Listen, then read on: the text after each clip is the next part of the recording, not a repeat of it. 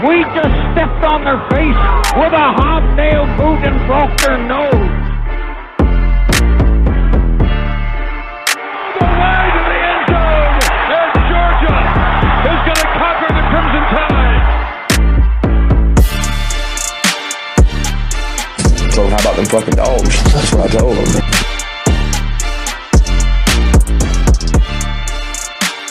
Hope it didn't take that long again. Go Dogs.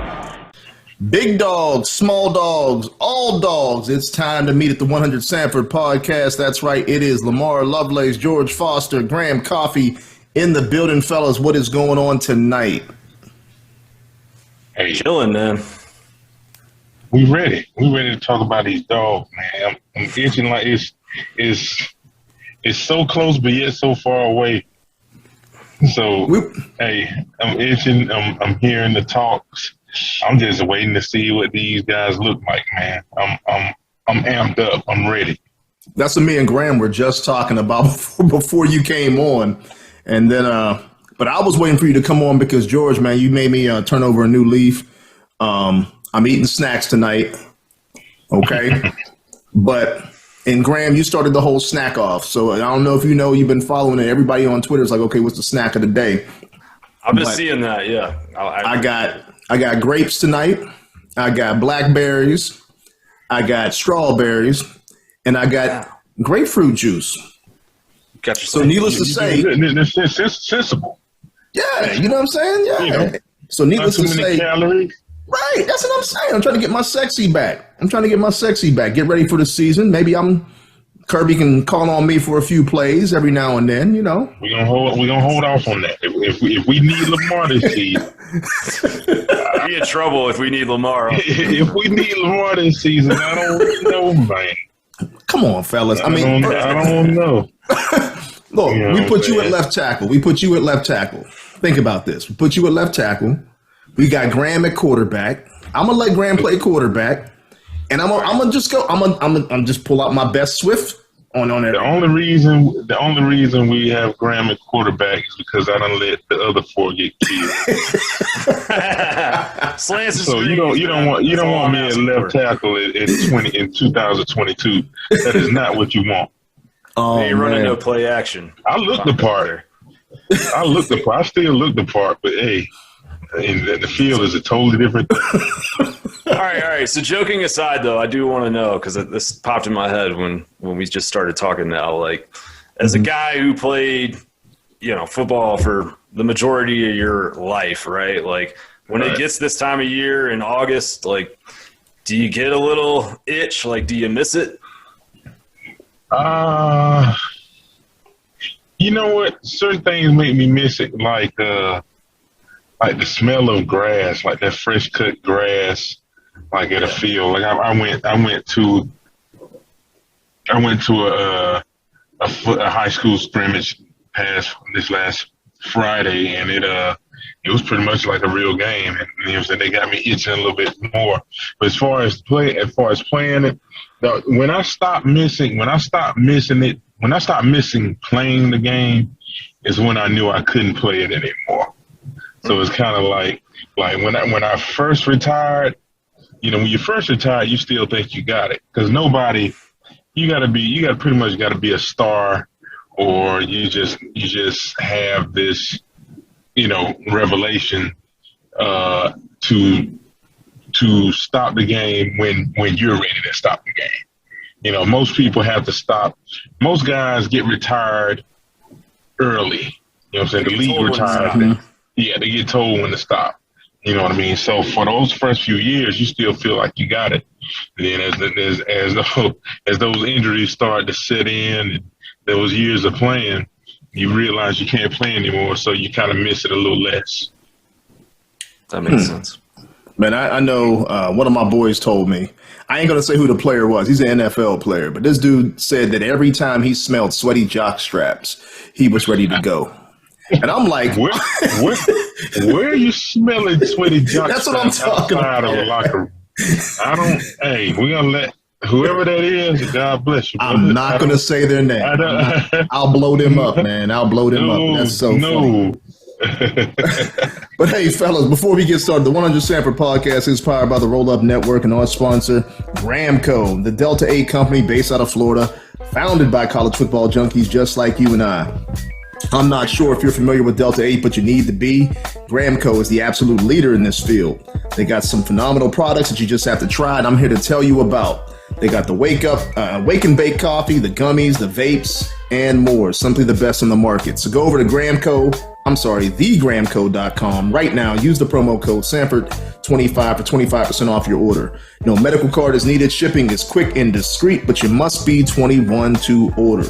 Try them today. That's thegramco, thegramco.com, using the promo code Sanford25, and you won't be disappointed. But remember, again, I told y'all last week, if you take a test, you ain't passing that test. So don't think it's just like some gummy bears and all that other good stuff. You're not passing the test. But hey, it is what it is. Don't blame us. Don't blame 100 Sanford. Don't blame us. We're just letting you exercise your God-given right to do whatever you do. That's what it is. So, fellas, let's get into it. G, you said it already. You're itching. I'm itching. Kirby actually came out in his press conference, said he was itching basically 9 days in. All of a sudden, there's the scrimmage. Tell us what you guys thought in terms of maybe Kirby's press conference. And Graham, I know you got some stuff to talk about because you got notes on practice. So let us know what's going on, fellas. I'll let Graham finish with the notes. He's got the official real deal. But it seemed like the typical Kirby press conference. You know, he's not. You know, he's gonna praise he's gonna praise the obvious guys that needs to be praised, and he's gonna keep it 100 about the guys that, he's basically gonna keep it honest about everybody, but I feel like Kirby's not the type to heap too much praise onto guys that, still kind of wet behind the ear, don't need to feel like they're all that, because they know, everyone's listening to everything. If I'm a player, I want to listen. I want to see if my name comes up in a press conference too. You know what I mean? I want to know how I'm doing, because a lot of times as a player, you don't know how you're doing. You're waiting for a coach. So not every coach is expressive. So you want to know, what the head guy is thinking about you. So I'm pretty sure he knows guys are tuning in and listening in to see if they get some pub. And what you're gonna get from Kirby is, if you get some pub from Kirby, I feel like you're pretty good. I mean, you have some undeniable traits and skills, and you've been practicing well. Now, see, what's interesting, you jumped right into that, and that was like one of my notes that I had down. Because I feel like Kirby is a master manipulator when it comes to motivating his team. Because if you notice, the very first thing he said was the offense was ahead of the defense. He did not see the juice that he wanted to see, and there was no leadership from the defense itself. That stood out to me because, again, who did he take to the SEC conference? I mean, the press conference. He took Nolan Smith. Right, he took one of his big dogs, and there was no leadership that he said on the defense on that side during the day. That stood out to me. So it was almost like him pushing buttons to say, "Fellas, I need you guys to ramp this thing up because we're going to count on you guys a lot. The offense is ahead of you guys, and we're going to have a dynamic offense. But you better pull yourselves together and really get this thing going because we only got a few weeks before the start of the season." Right. There's no doubt about it. He knows what he's doing. He's poking. He knows they're listening. He's poking. You also. Let me tell you from this angle too. You also notice if your name is not mentioned by the coach, not necessarily whether how I did or how I didn't do. You realize that your name is not mentioned by the coach, you might not be doing as well as you think you are. So you're trying to get on his mind these next practice. Which was interesting again because he didn't mention Nolan, but he did mention Beal. Go ahead, Graham. No, I mean I think that was the biggest takeaway for me, right? Was the leadership thing, which obviously, you guys noticed as well. But I think it worked. I mean, the practice reports that we've put up on Dawg Central the last couple days for Monday and Tuesday's practice sessions, like these guys got the message, it sounds like, that they've been a lot more locked in and there's been better communication. I think the thing that I would say about all this is I don't think Georgia as a defensive unit or as a team right now is like undisciplined or, guys aren't showing up late for practice. There's not a ton of like loafing around or anything like that. But the bar that was set by this group last year is really, really high. And you look at this defense in particular, you lost, two very veteran guys in the middle with Davis and Wyatt. You lost 3 inside linebackers that have been in the program 3 years or more. You lose a 3-year contributor in Lewis Seen. You lose a guy in Kendrick who I think's contributions have been very underrated by everybody. He was a transfer, but he came in and really, was a great culture fit for Georgia. Yeah. And I think there's the leadership accountability part of it, but there's also just communication on the field, right? And I think that was a big struggle during the scrimmage on Saturday, was just not maybe getting the calls in right, or if a guy was lined up wrong, somebody's not telling them. And I think that is an interesting thing to monitor going forward, because I think for Georgia right now, at certain positions, the best players on the team, the best athletes might not be the most veteran ones. And so that's a big change for some of these younger guys who may come in and play, snaps that are equivalent to or close to a starting role, but the hierarchy is a little bit messed up, right? Because, they're maybe first or second year guys, and all of a sudden it's on them to tell that guy that's maybe a year or two older to line up right, or, to communicate in a way that they're not used to. And so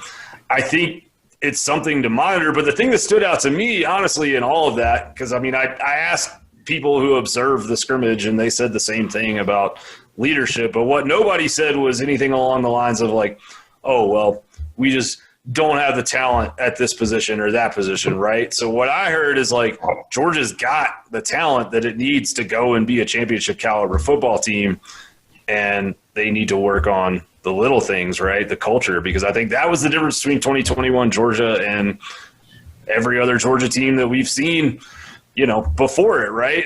In certain regards, at least in the Kirby Smart era, was just like these guys, there was a closeness and accountability there where everyone was calling each other out, and it wasn't just dependent on one or two leaders. And I think like that's what you want as a player-led program, right? Yeah, and that's something that he actually mentioned. I mean, when he talked about that juice, he talked about the leadership, and then he talked about the energy, and he said, I'm paraphrasing, I didn't have to worry about the juice last year, and it reminded him of the past years in the past scrimmages of how when he's led this team, right? The last 6 out of the 7 years, because last year was completely different. I mean, I heard that from past coaches. I heard that from insiders. I heard that from people that were at practice. There was just something a little bit extra last year that made you think and understand that this team was going to be leaps and shoulders above everybody else out there in the nation. But he's actually making mention of this in the press conference, that he's not seeing the same thing, but he's trying to develop that. And he wants to see it. What last year did was, man, last year, if you wanted to sell Georgia football to anyone, whether it's fans, just say if you had like recruits, boosters, if you wanted to sell the program to anyone, last year was the perfect year. You bottle that up, and you tell them what they're getting, and you got a bona fide seller right there. And I say that to say, as these youngsters, we got some young guys in positions where they actually need to be leaders, a little earlier than probably they expected, or a little earlier than probably the coaching staff is expected. But they have the blueprint right in front of them. That was last year, and it's kind of like it's undeniable.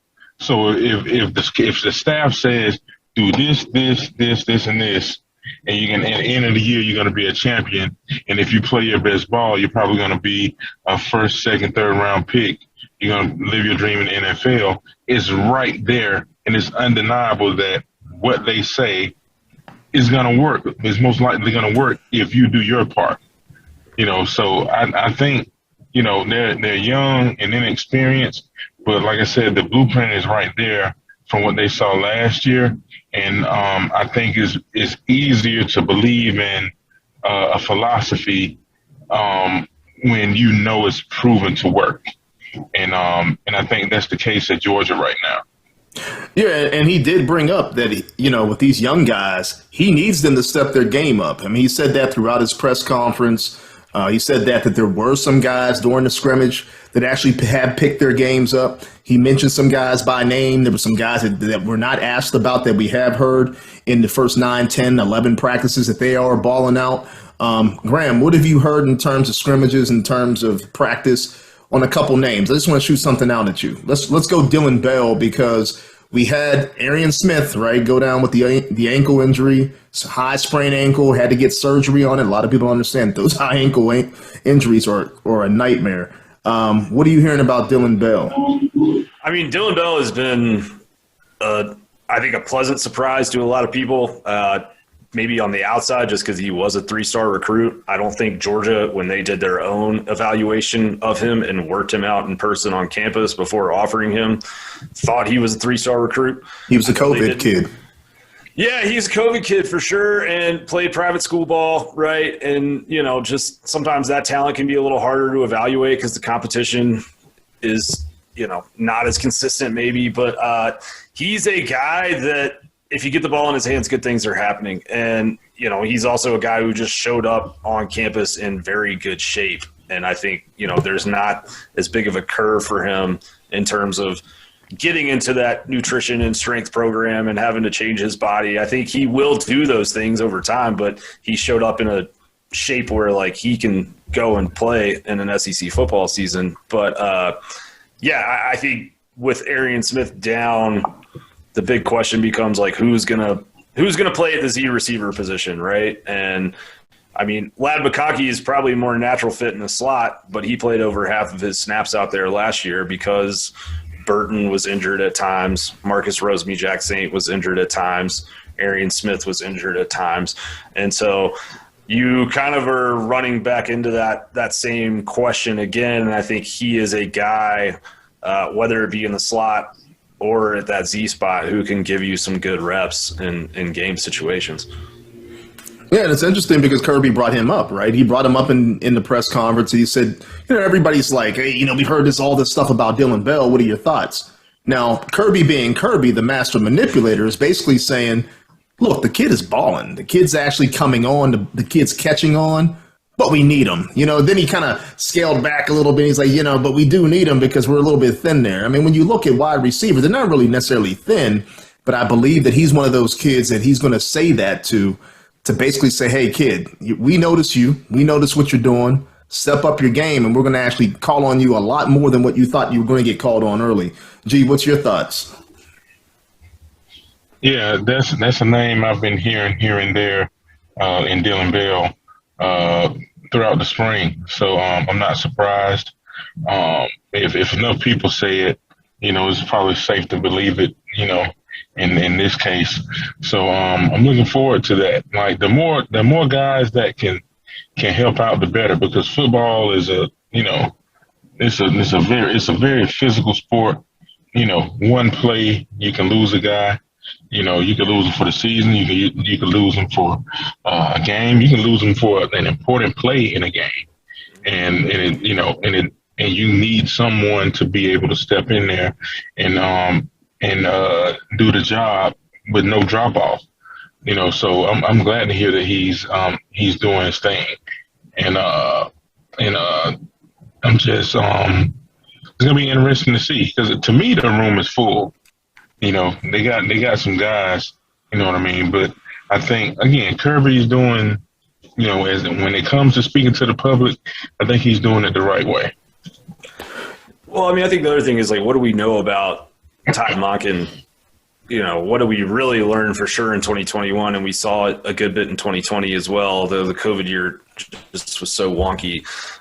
It's hard to take too much from it. But we saw last year, like, he is a guy who wants to develop matchup problems all the way down the roster, right? Like, he wants there to be 7, 8, 9 guys that they can trot out there at any time. And if you leave them in man coverage, they can make you pay for it. And they did that last year. They returned 7 of their 9 highest receivers, their 9 leading receivers from last season. So to your point, like, I don't disagree with you. The room can look full, but I think they're always just trying to cultivate more matchup problems for the exact reason you said. And I mean, like, Georgia dealt with a ton of injuries at the pass catching positions last year. Darnell Washington was never fully healthy. Burton was, on and off again. Arian Smith only played in a handful of snaps. Roseme still working back from the leg injury. Like, you go on and on down the list. That's not the type of injury luck that a national champion usually has. And what kills me. Yeah. That just kills me when people talk about, bad receivers. Bad receivers. Like, they lost them at the wrong time. But we had guys. None of our top receivers you thought would be our top receivers going into the season. Yeah. Not even two receivers. Not even two. Like, come on, man. Like, Georgia did a really good job with what they were facing last year. Because I didn't know. I'd heard about some of these guys, but you don't know what they. Well, you didn't know what Ladd could do. Right. You didn't know what Brock could do. We had no idea. Then guys getting hurt, and so I know that changes the subject a little bit, but it just kills me when people talk about, they want to make excuses for Bama, a team that's 4 deep at every position. like, don't give me that. Well, no, it doesn't change the conversation because something else that he brought up, because a lot of people said, hey, what about the running back room, right? And the very first thing that Kirby said about the running back room is like, we're used to having old heads back there, right? I mean, that's just Georgia football. It's the next guy up the hierarchy, but we're one play away. We're one guy away from not being as deep as where we need to be. And so you're talking about who's that next guy that can step up. And then, he brought up the names. Everybody wants to know about Branson, right? They want to know about Robinson. They want to know about Paul. And we're hearing good things again from camp about these guys. The only difference is what you have to be able to do at Georgia. You better be able to pass pro, right? That's what he's brought up. He said, but it's the easiest, the skill positions are the easiest adjustment to get to college football. If you're a wide out, you're a running back, boom, you hit the hole. If you're a wide out, you you run your routes. Be prepared to catch the rock. But Graham, what have you heard about the running back room? Because another guy that was down is Kendall Milton, which Kirby did say it's minor. It's precautionary, basically. But, what have you heard there? Because everybody's excited about Branson. Yeah, I mean, on Milton, it's a grade 1 hamstring strain, right? Which I think is something you got to be careful with because hamstrings can nag you for a long, long time. But I think they are being careful with it, and they're making sure he is doing what he needs to do right now to take care of it and still be in shape for the season. So I don't think that's something to be concerned about. But I mean, in the SEC, you better have a running back room that goes 4 or 5 deep. We saw that happen to Alabama again last year, where they kind of ran out of running backs late in the season, and it was problematic for them. I think Georgia, you have that solid top 2 of Milton and McIntosh. I don't think there's much of a question there. It's 1A and 1B depending on the day, and then you've got Edwards right behind those guys. But Andrew Paul and Branson Robinson, I mean, Kirby said it himself. They're tough to tackle, and they are making some impressive plays in team drills at camp. And they're 2 guys that physically look the part. I mean, Branson looks like Nick Chubb did when he showed up. I mean, that's the only comparison that I can really think of, and that's high praise, right? Like, physically, that's how he looks.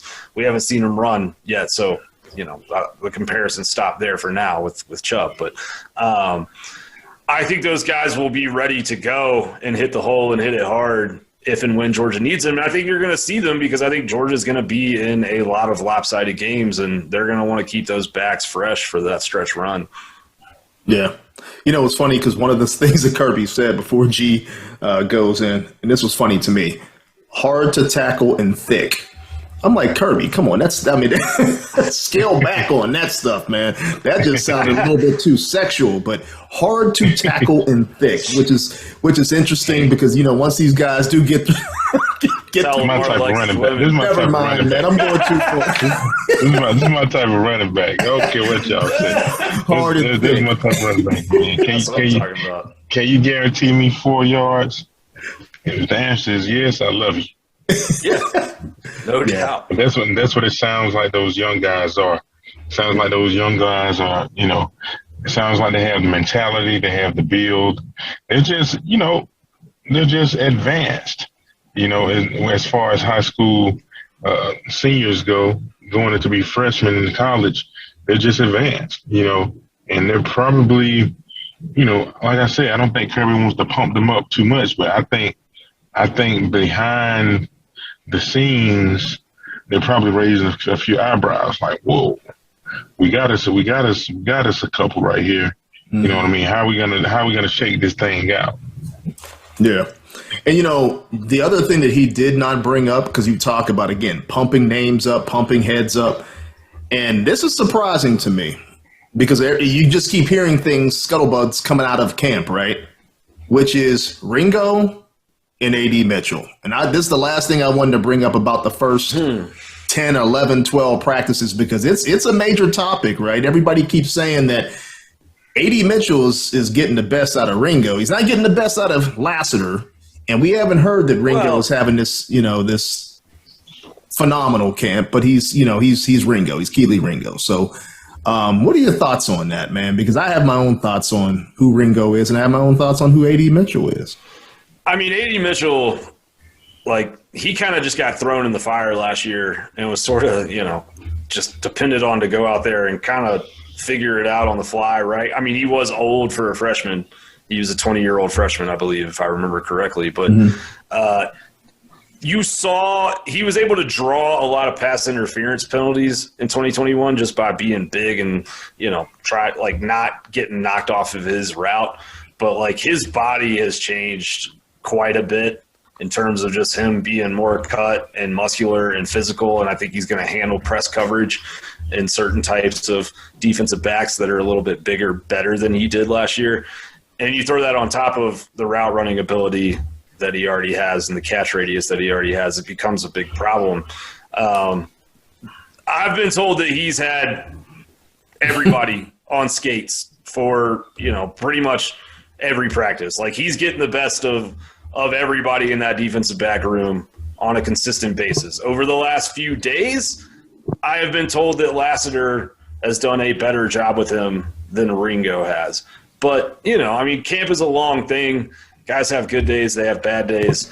I do think Ringo is a guy we know has a lot of physical gifts, but, you know, there's still things that he can improve in his game without a doubt. And I think the other side of it is just they're really challenging him to step up, you know, from a leadership standpoint. And so I think, you know, that also can work through the media sometimes where they want to challenge him in that way as well and just not let these guys get too comfortable because he is being listed as a preseason All-American in a lot of places. And, you know, that can be dangerous for certain guys if they start to believe that hype a little bit too much and don't do the things that they did to get them into that situation. So, yeah.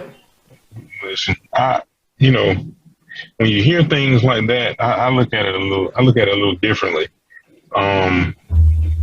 If he's getting the best of one of our better players, I feel like that's a good thing. Because for me, when it comes to AD, when I was first able to see the kid, just putting on my scout eyes, you saw a kid that's just has it. You understand how elite receivers move, how they attack the ball, how they catch, how they get in and out of breaks, the size, the body control. It was all there as a freshman. You know what I mean? So if he's getting the better, I see AD as out of the country. Like I could just, this is a guess just compared to the rest of the receivers in the country. I haven't seen all of the top guys, but I can just knowing the traits he has, I wouldn't be surprised. You know, it also depends on how much Marcus spreads the ball out, but I wouldn't be surprised if AD is one of the best receivers in the country this coming year because he has the stuff. You know what I mean? He's gonna play on Sunday. You know, that I do know. He's just a good receiver. Yeah, he has all the tools. You know, if he's getting better. So if I see him as that caliber player, so and he's getting the best of one of our high caliber players. You know, hey, he's on scholarship too. I've said it before. Yeah, like he's pretty good.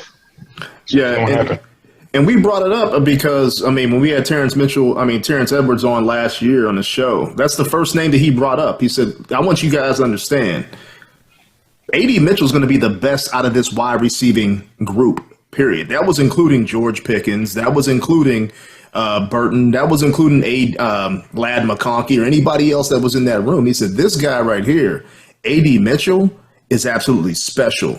And I'm going to go out on a limb to say this. I pray, you knock on wood, it never would happen. But if A.D. Mitchell was at Alabama, he would be putting up JVO numbers at Alabama.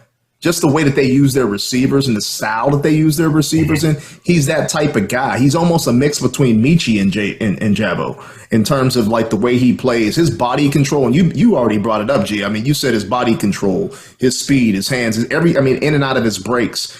Everything is like absolutely smooth. I don't even know how else to say it. It's just smooth the way he does it. And that's hard to stop. Yeah, he was just polished, and shout out to Terrence. He gets those guys like that. Burton came in polished to me. You know what I mean, for a freshman. Played strong, played fast. Caught the ball well for a freshman, and Terrence gets those guys ready to play. But the other guy, go ahead, Graham. I'm sorry. No, you're good. I think with AD, the other thing, just because we haven't said it yet, and I feel like it bears mentioning, all that polish you're talking about, and you add another year of elite strength and conditioning and nutrition to it, but also Stetson Bennett's been playing really well in practice. Like, he has been very consistent. He's been a vocal leader. I had one source that's in the building tell me that they have not seen him walk in the Butts-Mehre building since fall camp started, that he is always jogging. He's always hyping up the other quarterbacks and throwing sessions, giving them love when they make a good throw and all of that. So, I think that is a pretty big storyline for Georgia. We know Stetson is the starter, but he's also the journey from being a two-star walk-on to being an SEC starter to believing that you're an SEC starter and acting like it and taking on that leadership role is not always, an easy transition. And it seems like he's kind of fully come into that role. And I think that's a big, big deal for UGA. You made him sound like Neo from The Matrix. He's starting to believe. All right, fuck that. I've never seen The Matrix, actually. But okay, man, you got to get up off the show. That's some ignorant stuff that you just said right there. You've never seen The Matrix, bro? Nah. Oh my God. I got too many problems in the real world for fake problems in the fake world. But real quick, man, the other person was Ringo that we brought up. And I just wanted to bring up Ringo for this particular reason, because there's a lot of hype around Keely Ringo. But I think people need to temper some things, because what they're anticipating and what they're getting and what their eyes are seeing is not your typical cornerback. He's not your quick twitch, elite man cover corner. He's not. He's not that guy. What he is a superior athlete that could actually be played from safety to corner to linebacker to star, and it just takes whatever that scheme is. Whoever schemes that up is going to get a dynamic player. But if you're looking for a guy that's going to match up with your number one all over the field, he's not that guy. He's not a champ. He's not a Champ Bailey athlete. Right. What he is a big kid that can run like a mug. You know what I mean? Big, strong, can run. And he can hit. Kind of like that's kind of the prerequisite for being a top tier player. Big, strong, can run, can hit. Like that's kind of what goes into being football. So he's I think he gets looked at a lot for what he is as an athlete. Mm-hmm. And somebody's going to figure out how best to use him. And I think, Georgia will know how best to use him. You know what I mean? They'll figure out what they have on their roster and in that DB room, and they'll put him wherever he needs to be. I don't worry at all about Keeler Ringo because 99% of teams in college football don't have a Keeler Ringo. Right. They don't have the athlete. Well, and I think the thing that maybe a lot of folks don't know is a lot of times it might look like Georgia's lined up in man coverage because there's a guy standing across from a guy. But, they're playing kind of this matchup sort of zone, this sort of pattern matching type coverage, maybe 75% of the time, right? And so, he is in a zone scheme more often than not. And he definitely, you look at the numbers last year, yes, he had some moments in the national championship game. He also had some really good moments. Obviously, the clinching play was made by him. Mm-hmm. But, he only gave up a few hundred yards receiving over the course of 15 games. He played very, very well. Now, some of that was the front seven not giving quarterbacks enough time to let a receiver get deep and, have time for a play to develop. But I guess my question for you, George, because I know that you did a lot of scouting and obviously played in the league. I've always thought that potentially his future at the next level, maybe more as a safety, just because Lamar was saying, he doesn't quite have I think it's the hips. He just seems like a stiffer type of athlete. That's a little bit more of a he's just a bigger. Yeah, he's just a big guy, man, and. He's not going to get any smaller. So it just depends, man. I would need to see, I hate making definitive statements, without knowing everything. I'm unlike most people in this, in the opinion-based world of social media and podcasts and TV. You know what I mean? I like to know what I know for sure so I can be, on point and I can own it all the way. I see just his build. He's a big guy, big upper body. He's probably gonna get bigger, stronger. He looks like a safety. You know what I mean? But it's guys, guys get into football has changed now. You put guys out there in the NFL and guys that you thought may have had to change position, but coaches find a way to put them where they want them to go. You know what I mean? So it's kind of like you got the guys like the Derwin James type guys that, you just put them on the field. Just let them know go. What I mean? You just put them on the field, and we'll see how that goes for Ringo. You know what I mean? He'll get evaluated from the top to the bottom, and they'll decide if he has the hips to play cornerback in the NFL.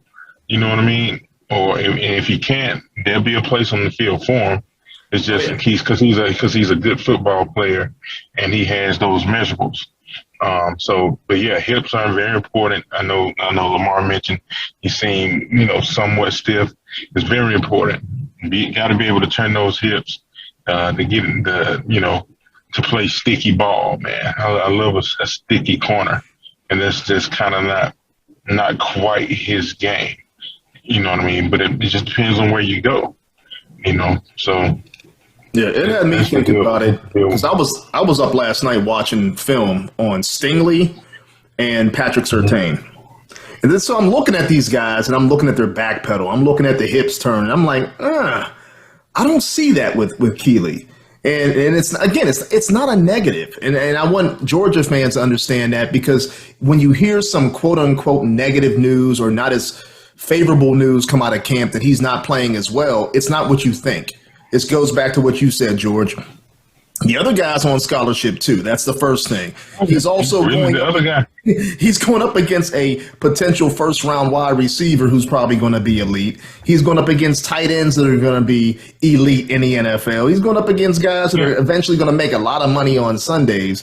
But again, it all depends on the scheme. It depends on what they're even trying to develop. Because a lot of times, even in practice, it's not even what they're going to run. They're trying to see what they can run. They're trying to see what they can employ in their scheme with certain guys on the field, certain packages. So I just wanted people to kind of temper their expectations and just chill, relax. We're going to be all right. Keely's going to be all right. He's still that dog. So that's why I brought it up. But the other thing I thought about, and because this was brought up, I think, nationally, was remember when Nick Saban said, you know, it's a rebuilding year, and he said that for last year. It made me think about Georgia for this year. And what Kirby hasn't said necessarily it's a rebuilding year, but there's a lot of similarities between Alabama going from 20 to 21 and Georgia going from 21 to 22. A lot of similarities, you know, losing a lot of guys in the draft, a lot of top players in the draft and early in the draft. How does Georgia can Georgia avoid those pitfalls, so to speak, that Alabama actually had this past year? That's my question for you guys. What pitfalls did they have? Alabama? I think everybody would love to have their pitfalls. Well, Alabama had a lot of close games where literally they should have lost those games. There's probably like 3 or 4 games. Should have lost to Auburn. Could have lost to LSU. Yeah, there's a lot. Clemson would take that. Oh yeah, man. I mean, end up in the natty. Yeah, most teams would take that. But I get what you're saying. I'm messing with you, but I'm also I feel you. I'm keeping it funky about Bama. No, that's what's funny to me, right? Yeah, so I think Kirby knows. You're not going to hear that from Kirby, because I think Kirby has no common sense to know that that's a first world problem. That he would be, like he doesn't, like you can't be top 3 in recruiting every year and still talk about rebuilding. Like, people are gonna call you a whiner and all that stuff. They're gonna be like, they're gonna be like BS. Get out my face with that. You got 4 stars on the bench. Right. Get out my face. Right. You know what I mean? So, but there are some similarities. We lost a lot of know-how. We lost a lot of knowledge. Mm-hmm. You know what I mean? It wasn't those typically top tier first round guys. Typically they're really underclass typically. Mm-hmm. You know what I mean? Because the like some of the thought process in the NFL world, I'm sure, is that if you're around for your 5th year, you might not be that good. The good guys leave. The exceptional guys leave. We had a bunch of older guys last year that had a lot of knowledge of football. You know what I mean? And so that's what we're missing. As far as talent goes, they still got big, strong, fast dudes on that team that most teams don't have. So I think that's what Kirby knows and understands, and he probably stays clear of that rebuilding phrase. Yeah, I mean, I think for me, when you look at how football games are won and lost in the SEC, like continuity on the line of scrimmage is a lot more important in my mind than at certain other positions. the weakness of Alabama's team last year, and I think it'll be the weakness of their team again this year, was that offensive line. And they really struggled at times. And I think you look at Georgia's offensive line, I think they could be the best unit that they've had under Kirby Smart, or as good as anyone in the country. And so I think if you've got the ability to control the line of scrimmage like that on offense, things tend to just work out more often than not. And so I don't really think that you'll see Georgia go through some of the struggles that Alabama had last year. The flip side of that is defense. I'm not worried about the defensive line.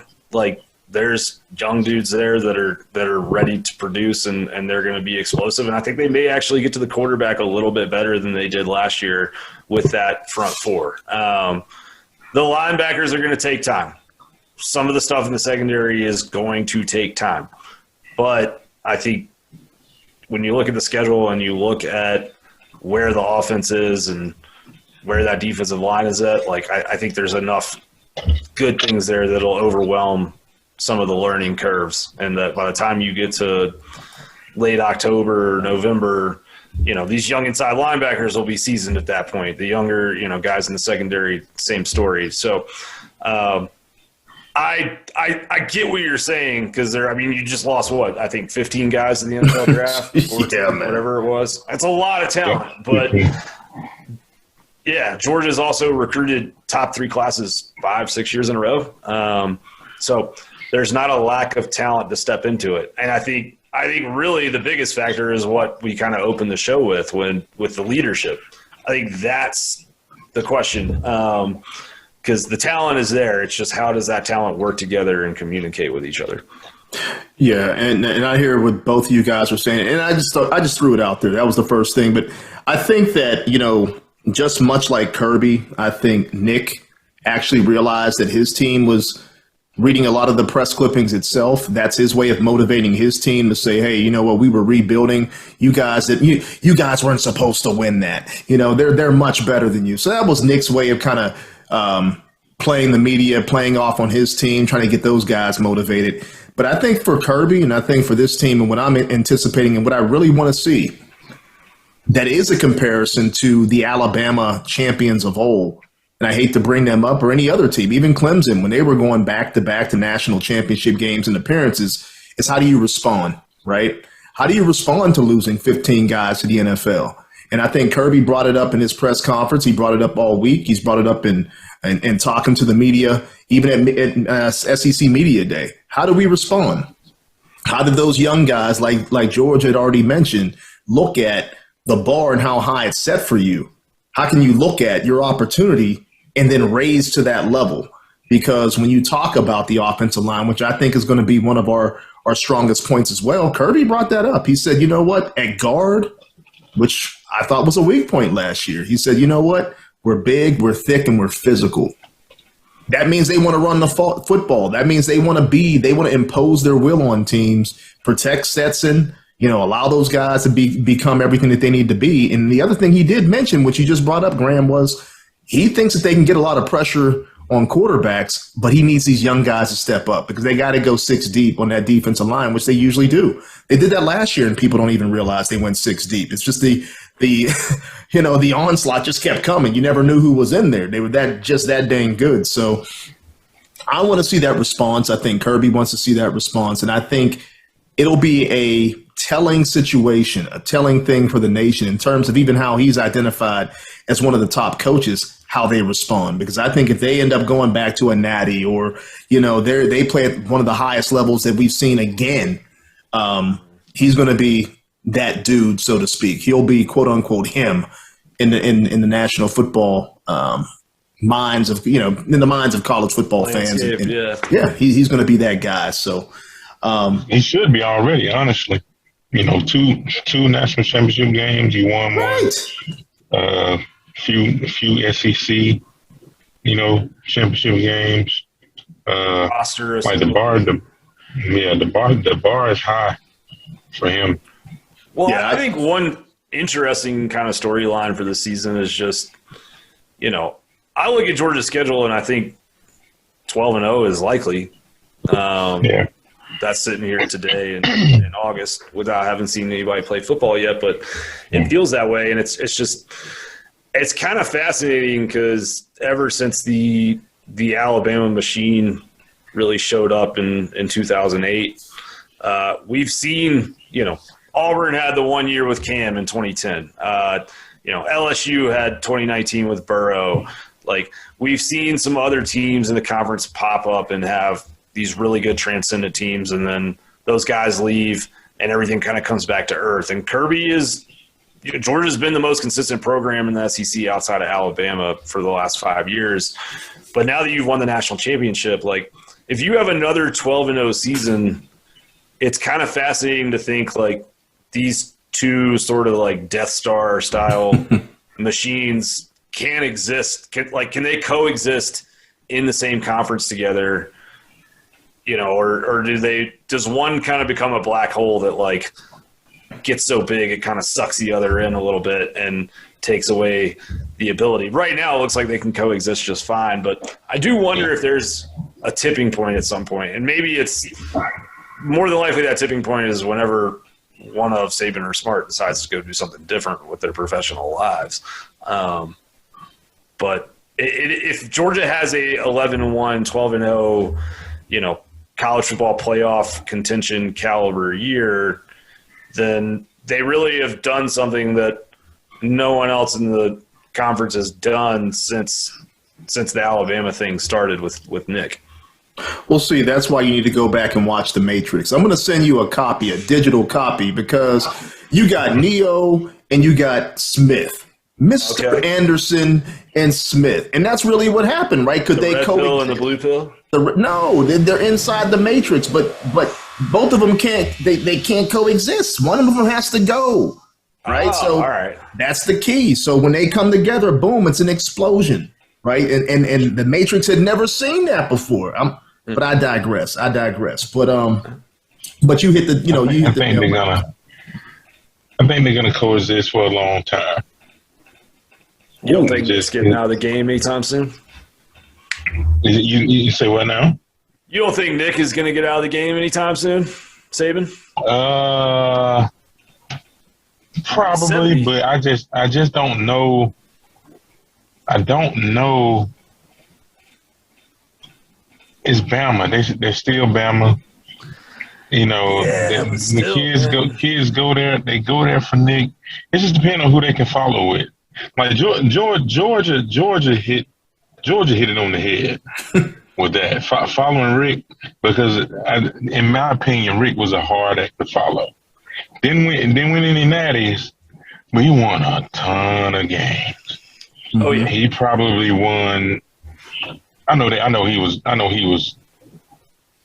Georgia longer than Nick was at Bama, but as far as wins go, Rick was the top dog. Yeah. Like Saban got the wins, he won 10 games. Rick had a lot of wins. Facts. You know what I mean? So to me, that was a hard act to follow. It's like, okay, you got a guy that's winning 10 plus games a year, and yes, I agree, there needed to be a getting over the hump. But for me, it was Kirby or bust. Like, I didn't know where else you went if it wasn't Kirby. And Georgia hit it on the head. Maybe if Bama hits it on the head, they continue recruiting like they recruit, and then they're still in thick of things. Because again, like we've always said on here, recruiting wins in college football. Recruiting is king. You know what I mean? So yeah, they might not have that Nick Saban, philosophy and culture in the building after him. But they're still gonna have dudes, and dudes gonna make it where you can win. Yeah, I don't know, man. I think that they will still be a very good program. I just think that they won't. There's got to be a slip after Saban, man. Just because he's doing something we've never seen anybody do in the history of the sport. True. Are they going to get guys? Yeah, I agree with you though. I think it all depends on who the replacement is. But yeah, it's funny if you look at it in a way. When Georgia hired Kirby, they really hired the guy that would have been the perfect successor for Saban in Alabama. Now, I think Kirby, if Georgia doesn't hire him, South Carolina does or somebody else does. But still, it's just interesting looking at how Georgia went and, really, like, there's been so many Saban guys hired throughout the SEC in college football. McElwain, Pruitt, Napier now at Florida is kind of Saban tree. I mean, there's so many of them all over the place. And the only one that's ever come close to replicating anything near what Alabama has built is Kirby, right?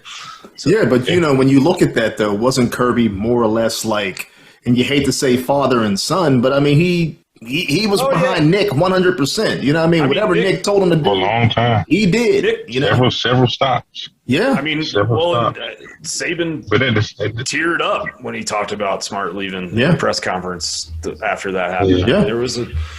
There's a real respect and relationship there. It's kind of like the same thing. It's like the Belichick tree. Those guys, they don't quite do what the Godfather did. Yeah. You know what I mean? So like the thing with Kirby, I believe Kirby's a great coach, a great leader. You also get to be the head coach of the state that's the hotbed for recruiting. Yep. Pound for pound, the state of Georgia is the hotbed for recruiting if you ask any of the college coaches. You know what I mean? So that kind of makes it easier too. You know what I mean? So, he the first, he went to the national championship, in year 2? Yeah. Yep. Year 2, that mean there was some dudes on the team already. Yeah. Well, I mean, it goes back to what you were saying about Coach Richt, right? Like, I mean, Georgia was left in a really good position, and there was a lot of resources and money that was poured into the program when Kirby showed up that Coach Richt didn't have. And so, I think maybe if all things were equal, Georgia maybe gets over that hump a little sooner and probably under Coach Richt, right? Right. But this is a little off topic, but also kind of on topic. Sorry, I'm going to go off script here for a second, Lamar. No, there is no script. Let's go. I was watching the Hobnail Boot game, the 2001 Georgia-Tennessee game, which I saw you stopping on the tee. I had to do it, baby. Yeah, for sure. So my theory, though, is that everything Georgia football has as a program now kind of traces back to that day, because that was the day that, like, this new staff said, okay, we can compete at the highest level in the SEC, and then the next year you guys go 13-1, finish third in the country. But you were there for it, so I guess I'm just curious to hear. Yeah, I agree. It's I never heard it in those terms. I never heard it tied to that particular game, but it kind of makes sense. It's kind of like the way that game ended. It just showed a lot of perseverance, a lot of focus, a lot of don't quit in the team that we had. I typically go for the Auburn game in 2002, as far as the tipping point, the changing point for Georgia football to get back to prominence. But you have a point. You got a point with the Tennessee game. You had a point. I couldn't disagree with it. Well, speaking of which, because again, you said they finished number 3 the next year, 13-1, and you brought up Tennessee. Then we had the national rankings come out, and I wanted to throw this out there as a last topic that we have for the night, guys. You got the top 5 that came out. You got Bama number 1, Ohio State 2, Georgia 3, Clemson 4, Notre Dame 5, which is crazy to me. I'm not even going to go there. But the other teams that are in the top 25. Not as crazy as number 6. Right. Okay. Number 6, Texas A&M. We play Oregon, number 11. I'm going to throw them out there. But Arkansas, 19. Kentucky, the non-basketball school, at 20. And Ole Miss at 21. Is there a team missing out of this top 25 from the SEC? Or is there anybody that should be pulled out of that? Is this AP or your coaches? I'm sorry. I think this was the AP. This was the AP. Who could sneak in there by years? By when? Who could sneak by when? Even early on, or should be in there. I mean, I looked at Tennessee as a team that should really be in the top 25. I'll call. Go ahead, George. I got a take on this. Tennessee's been. They've been doing it. You know, they've been getting some good recruits. And like we said, it's recruiting. You know what I mean? That also goes into that number 6 pick that that Graham was talking about. That's all recruiting right there. Because hey, like you got the big dogs, you know, you can win it all. But hey, they just now getting those big dogs. So I know number 6 is kind of high. You know, they got some big dogs that still gotta pan out. You know, we've seen teams like the University of Texas recruit very well in the past, and then Mean Jack. They recruited high 3, 4, 5 stars. It was the wrong 3, 4, 5 stars. You know what I mean? Mm-hmm. So, but back to Lamar's question, I think Tennessee is a good place to start as far as who at the SEC is likely to end up in the top 25 at some point. They're probably the one you hate. And it's a shame, and I'm not mad at it. It's a shame that Florida is just. It's a shame. I say that very lightly. It's a shame. You hate to see I really don't care. I love to see it. It's just like they used to be just. You just knew they were going to roll out some big, strong freaks and give you the time of your life. And that sounded wild right there, didn't it? Look, man, we've had big and thick. Go ahead, keep going. Thick and hard to tackle. Give you the time of your life. Yeah, thick and hard. Go ahead. hey, you just knew they was gonna roll. You know, like Florida used to get off the bus and you knew you were in for a battle. You know what I mean? You used to have to pay for that kind of action. It remains to see. It remains to be seen if they still have that type of, and like if this was still the last staff, I would definitely be like, same old Florida. But right now I'm gonna give him the benefit of the doubt and say, hey, maybe he can get something out of his roster that that last guy couldn't. That most but it's just a shame. It's just the shame that they're where they're at. So typically, just going historically, I probably would have picked Florida, but I think you might be right in Tennessee. What you got, Graham? What you got? I feel like Graham has a sleeper. Mm-hmm. I got a sleeper. I mean, Tennessee's 26 in the poll, right? So I agree that they are likely to end up in. I know they were 26, so that makes sense. So they're right there. In some they're 26, but in some they're not like. I mean, I think they're like down at like maybe 30, 31. I mean, I just thought AP they're 26. Okay, I see that. I'm looking at the AP right now. I don't know about the coaches though. Gotcha. But over on the Dawg Central thing, we were doing our win total pod for the SEC West this week, and I got to really dig deep into what everybody's got coming back. And a really interesting game on the schedule this year is Tennessee goes to LSU. I think like week 6 of the season, and I think LSU is going to win that game because they got a bunch of freaks up front on the defensive line, and I think that's kind of how you beat Tennessee and that whole offense they run. So I think it's LSU. I think LSU ends up in the top 25 at some point. I think they beat Florida State opening weekend, which will give them a nice little bump, good start to the season. And I mean, I don't think they're going to win. I don't think they're going to contend for the college football playoff or anything like that. But when I go and look at Alabama's schedule and who has the best chance to beat them, what I look for is wide receivers who can win one-on-one matchups on the outside and a defensive line that can give that offensive line trouble. And LSU has some questions on their own offensive line, and they have some questions in their secondary, but they do have really good. I think they might have the best defensive line in the conference when it's all said and done. But if not, it's top 3 with Georgia and Alabama.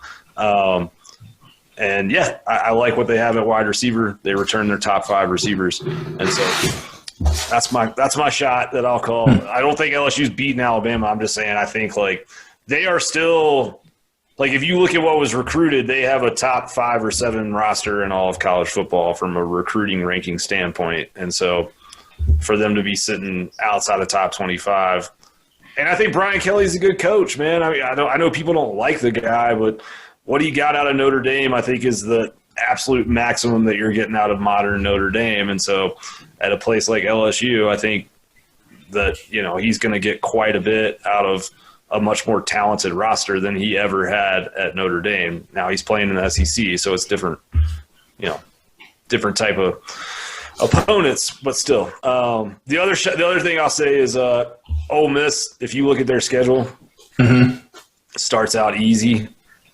I think they'll be 7-0, so I think they'll end up in the top 10 at some point, and then they'll probably end up like 8-4 or 9-3 because they get into the meat of that SEC West schedule. But they're gonna start out, being a team that people are talking about. I also think Kentucky takes a big step back. Ooh, that's a good one. That's a big one. I brought up Tennessee because I don't know. I like Heupel. I think that the team really, he galvanized that team last year. They started off kind of rough, right? They lost to a Pitt team, with Kenny Pickett and all that sort of thing. But as the year went on, especially when Malik Hooker, I mean, we're staying with these sexual themes. What's that? Hendon Hooker. Yeah, Hooker. But my thing is, the safety, big time safety. I mean, the kid he played well, right? I mean, 36 touchdowns. I mean, he came on and really, really led that offense. And they impressed me even against Georgia. I thought that, they looked like it wasn't too big for them in the moment. Obviously Georgia's overall talent just took over. I remember texting you, Graham, because I couldn't watch it live. And I'm like, what's going on? And you're like, whoa, man, it's not what we think right now, but we're about to turn it on. Yeah, it was a little sketchy at first, right? First quarter. Yeah, it was fun. But when you look at, Tillman coming back, at wide receiver, I think their offensive line, outside of losing Cade Mays, it's much better than what it was. It'll be much better this year than what it was last year. A lot more veteran leadership. Their defensive line, I mean, their linebacking core is actually back. I think they just got a lot. I think they got a lot to offer. Are they going to be that team that's a juggernaut that's going to beat Georgia? No, but I kind of, to me, they kind of look like what Arkansas looked like with Sam Pittman when he took over, right? And all of a sudden they kind of snuck up on some people. That's what I think Tennessee does. But are they back? No, they're not the same Vol team that you've seen from the past. But I think that they could, really sneak in the top 25 and be scary for a lot of opponents. Let's put it that way, especially offensively. That's why I brought them up. But I agree with you as well. I thought about LSU. Brian Kelly is a good coach. He's not my cup of tea. I wouldn't play for the guy. But yeah, what he did at Notre Dame was special because all their recruiting restrictions and things that they got to overcome just to get some of the talent they have to get. It's tough. It's tough at Notre Dame, and he was impressive when he was there. But it's going to be interesting to see what he could do at LSU if they buy into him, his style. If that type of kid buys in, so it'll be interesting. That just made me think of something. The one thing they always did well up there at Notre Dame, outside of piss down their leg, was getting a room full of big old offensive linemen that could play. Yeah. If he can do that at LSU, it might be some smoke in the city. You know what I mean? Like that's a big part of, being successful on offense in football on any level, but definitely college football, definitely in the SEC. The trenches is what separates the SEC from the rest of the country. And if he can bring his ability to build offensive line units from Notre Dame and bring them down to LSU, they very well might be competitive soon. We'll see. I mean, I guess my thing with Tennessee, the question that I have is like, can they get stops? Because they kind of remind me of Ole Miss this time last year when you would like sit there and look at what they did on offense the year before and what they had coming back. It was like, if this defense isn't, one of the worst units in the country again, then like they're going to win a lot of games. And Ole Miss, that defense wasn't great, but they were serviceable and they won 10 games last year. And so Tennessee, that's the question. Can they get stops? I do think though, like that offense they run, it's kind of gimmicky. Like it is. It's designed to kind of catch you with your pants down and to get a couple cheap touchdowns a game. I mean, they did it against Alabama twice, right? Where like they caught a corner looking at the sideline for a signal when the snap came, and boom, 6 points. Which, like, to their credit, it's totally within the rules of playing football. But another year. Like a full offseason for SEC defensive coordinators to look at it and assess it and come up with a plan for it. I'm really curious how Heupel variates. I mean, I know what they do is what they do, but I think he has to add some wrinkles into that to replicate the production that they got on offense last year, just because there will be – people are going to go back and look, at how teams that had success against them attacked it. And I mean, for Georgia, it was, we can get pressure with 4 and we can play press coverage on the outside. And once they started doing that, Tennessee, their first 2 drives, they went up and down the field real quick. And then after that, it was tough sledding for them. So be fun to watch. Yeah, that party ended quickly. Like I was like, at first I was like, whoa, what's going on? And then all of a sudden it stopped. It's like he cut the faucet off. Yeah, that was an interesting game, man. I was actually up here in Richmond when I was trying to figure that stuff out. You were touring houses. Touring houses, man, and I'm like, Graham, I'm like, okay, come on, man. I'm out here. The wife won't let me watch nothing. I'm out here touring houses, and only game I missed. Well, I didn't miss it. I mean, I think I started watching in the third quarter, but still, I was like, come on now. You got to help me. All right. We held it down for you. Yeah, you held it down. What do y'all think about South Carolina? Because, I mean, that's the other team in the East that I think is getting a lot of, like, hype as sort of that up-and-coming team. I mean, it does make me think, like, if you look at what Heupel and Beamer both have in common, and Pittman, because you brought up Arkansas, like, those are 3 guys that were really good culture fits for the universities that hired them. And I think, Brian Kelly is probably not a culture fit at LSU, right? I don't know. It's an interesting thing to ask when making a coaching decision, in my opinion, is like, is this guy a culture fit? But I guess,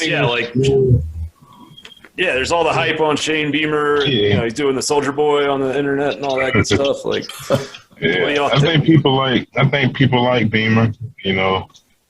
Comes from good coaching family. Seems to be a likable guy. Mm-hmm. I never heard anything sideways about him. A lot of people still high on Spencer Rattler.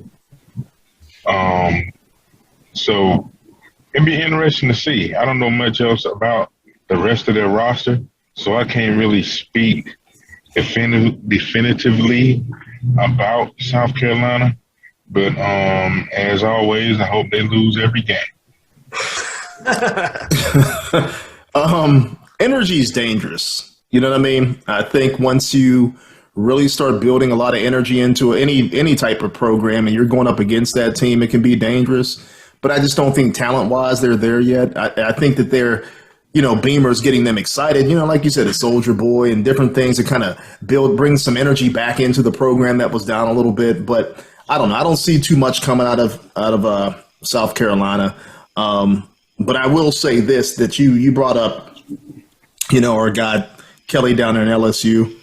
If there's somebody who would be a pretty good fit at Alabama, it's Kelly. Whoa, really? Yeah, after Nick Saban, Kelly can recruit. He kind of, carries a big stick like Nick. You know what I'm saying? Like, it's my program. You're going to do things my way.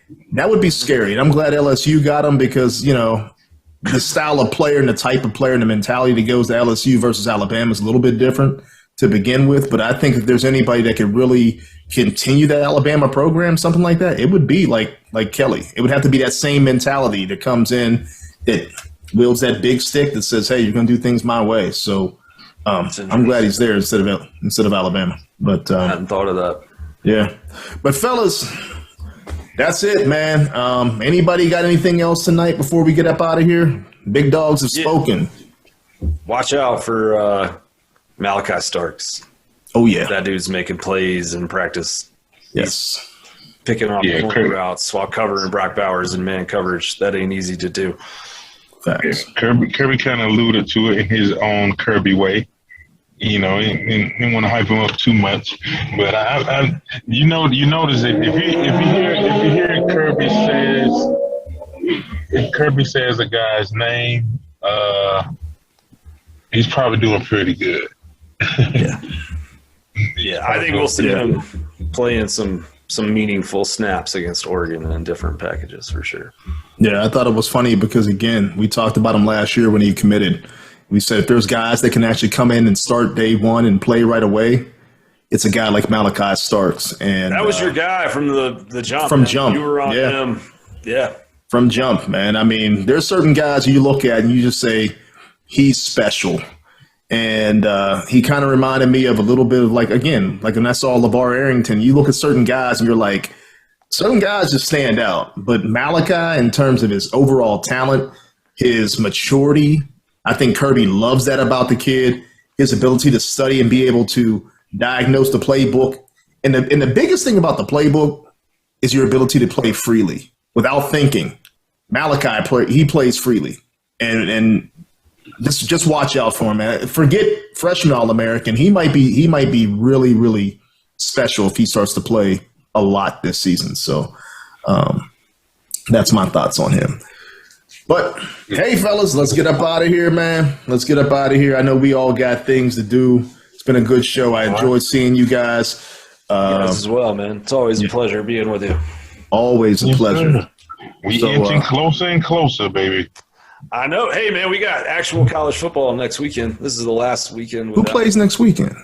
Like Northwestern and Nebraska play, and Ireland, and there's some like Illinois and Wyoming. Vandy plays at Hawaii. I mean, like it's trash football, but I love trash football, so I'm here for it. Oh man, I'm gonna tune in. I'm dumpster diving, man. I don't care. All right, fellas. As usual, man. See you guys at 100 Sanford. All right, now. See you. Thank you for listening to the 100 Sanford podcast. Tune in weekly to hear fresh content from the 100 Sanford podcast every Thursday, but also with some pop-up shows every now and then as news breaks. You can also follow the content on our website, www.100sanfordpodcast.com, and email us at dogs@100sanfordpodcast.com. Lastly, reach out to us on social media streams. For Twitter, it's @100Sanford, but on IG, TikTok, Facebook, and other accounts, it's 100 Sanford Podcast. All right, folks, that's it. And as usual, see you at 100 Sanford.